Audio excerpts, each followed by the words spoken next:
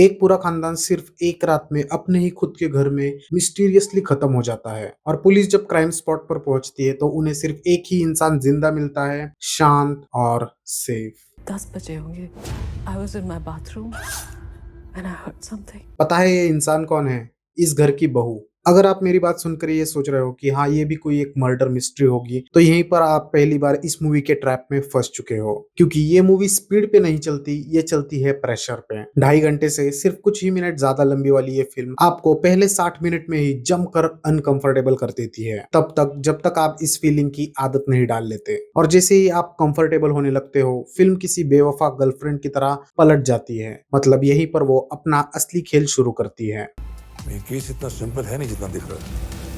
कहानी घूमती है एक ऐसी फैमिली के अराउंड जिनके पास पैसा है, पावर है और एक सबसे ज्यादा डेंजरस चीज, एक गलत फहमी। उन्हें लगता है कि भगवान हमेशा उन्हीं की साइड पे हैं। अब इस फैमिली की दुनिया एक गुरु माँ के आशीर्वाद पे चलती है। बिजनेस हो या शादी, हर एक फैसला उनके कहने पर ही लिया जाता है। तो फिर सवाल उठता है कि सब कुछ इतना अच्छा चल रहा था, इतना डिवाइन था, तो क्यों पुलिस इनके घर पे डेरा जमाए हुए है? जवाब सिंपल नहीं है और सेफ तो बिल्कुल भी नहीं। एक ही रात में घर के अंदर सन्नाटा फैल जाता है, पूरा का पूरा खानदान ऑफ। गेम तब पलटता है जब ये केस मिलता है इंस्पेक्टर जटिल यादव को। इस पूरे हत्याकांड का मंजर हमें एक दिन पहले दिखा दिया गया था। Yes, played by Nawazuddin Siddiqui.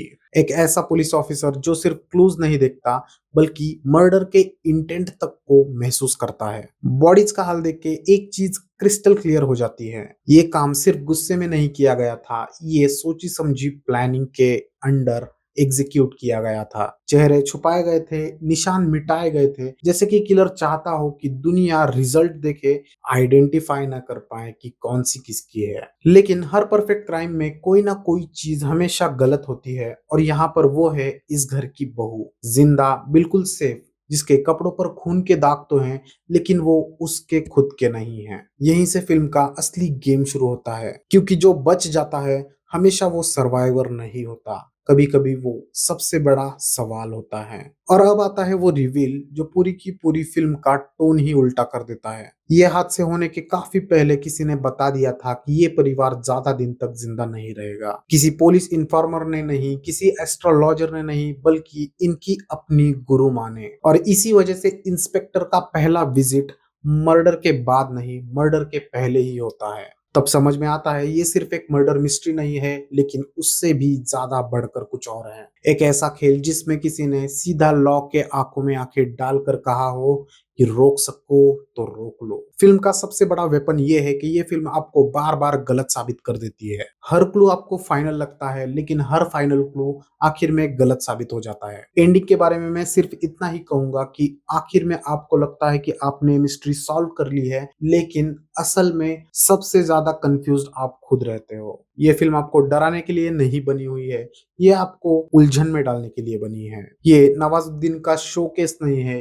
ना ही किसी एक कैरेक्टर का हीरो मोमेंट। ये कंप्लीट स्टोरी ही अपने आप में लीड है। ये एक कहानी है जो लास्ट फ्रेम तक कंट्रोल पूरी तरह से अपने हाथ में रखती है। हाँ, थोड़ी थोड़ी गलतियां आपको एग्जीक्यूशन में दिखेंगी जिन्हें शायद इन्हें कंट्रोल कर लेना चाहिए था। ओवरऑल ये 3 आउट ऑफ 5 एक्सपीरियंस है, जिसका एग्जीक्यूशन भले ही परफेक्ट नहीं है, लेकिन इंटेंट बहुत ही ज्यादा डेंजरस है। बस थोड़ा और बोल्ड होती, थोड़ा और डीप जाती, तो इम्पैक्ट शायद नेक्स्ट लेवल आता। लेकिन फिर भी अगर आपको स्लो बर्न थ्रिलर्स पसंद है जो दिमाग के साथ खेलती हैं, तो इस मूवी को मिस करना आपकी सबसे बड़ी गलती होगी। ये नेटफ्लिक्स पे अवेलेबल है। एक कहानी जो शोर नहीं मचाती, लेकिन धीरे धीरे आपका दिमाग जकड़ लेती है। मूवी का नाम है रात अकेली है, द बंसल मर्डर्स। देखिएगा और मुझे कमेंट में बताइएगा आपको कैसी लगी। फिर मिलेंगे एक और वीडियो में, तब तक बाय बाय।